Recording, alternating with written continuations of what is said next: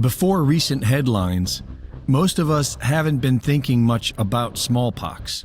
But an important timeline of events published by Corey Diggs shows us how the same foundations, corporations, and NGOs responsible for COVID-19 have been very busy with smallpox since June of 2001, when the Center for Strategic and International Studies, Johns Hopkins, and ANSWER, who was awarded the majority of money for Operation Warp Speed, simulated a smallpox attack on U.S. citizens named Dark Winter. We're about to go into a dark winter, and begin preparing for a smallpox attack.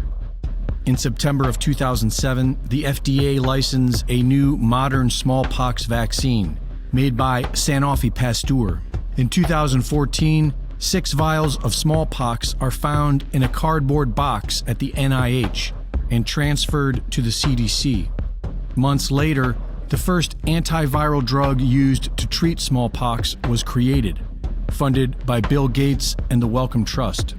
On October 6, 2017, Emergent Biosolutions, responsible for a vaccine that injured over 300,000 soldiers, acquired the smallpox vaccine contract from Sanofi Pasteur. In July of 2018, the FDA approves a drug to treat smallpox made by SIGA Technologies, who signs a contract to maintain a stockpile of 1.7 million doses of their antiviral drug. September 3, 2019, Emergent Biosolutions is awarded $2 billion to deliver their smallpox vaccine into the national stockpile. Weeks later, one of only 2 labs in the world known to store live samples of the variola virus that causes smallpox suffers an explosion, and the FDA approves a vaccine to prevent both smallpox and monkeypox.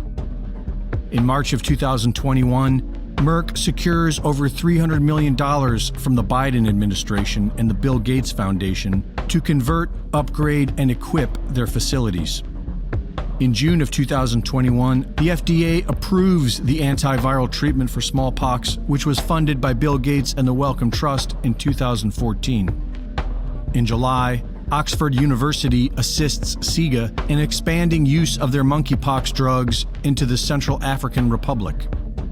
On Halloween, Joe Biden signs an executive order to exercise authority over the national defense stockpile. Weeks later, Bill Gates warns governments of a smallpox terror attack.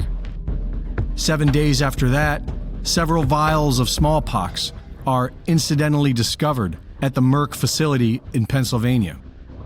The very next day, a rare case of monkeypox is discovered in Maryland. What else are we not listening to that we need to take action on now?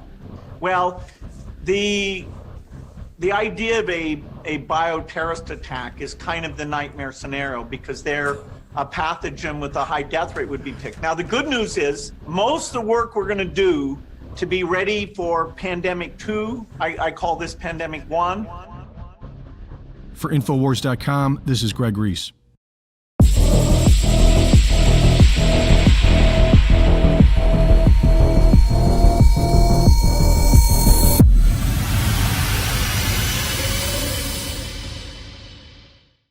Thank you for watching the latest Greg Reese Report. Be sure to go to reesereport.com to see my latest videos, sign up for my free newsletter, and subscribe for exclusive content. And be sure to support my sponsor at InfoWarsStore.com. The purpose of fear is to call us into action, and there is plenty to be afraid of today.